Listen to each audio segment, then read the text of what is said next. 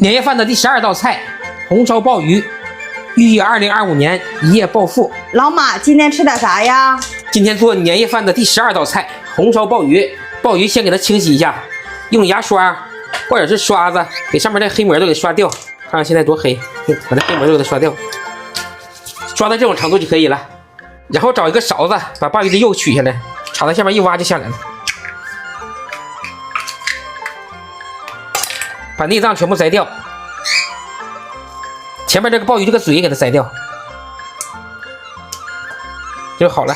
鲍鱼处理完之后给它清洗干净，然后把这个壳也给它清洗干净，然后改一个十字花刀，一定要改的均匀一点，然后再交叉着来。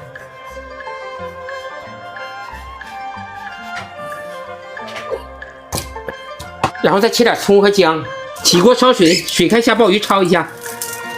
来点料酒去下腥，一定要把这个鲍鱼焯透了，大概焯个1分多钟吧。然后打一打上面的浮沫，焯好之后先捞出来控水，把鲍鱼的壳也给它焯一下。鲍鱼壳焯好之后，直接控下水分，直接摆盘。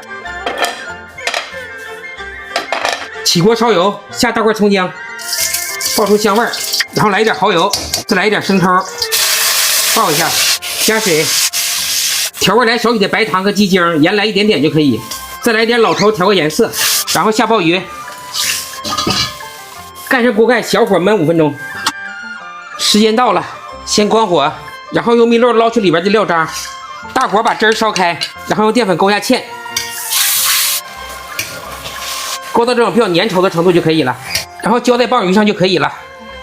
年夜饭的第12道菜，红烧鲍鱼，寓意2025年一夜暴富。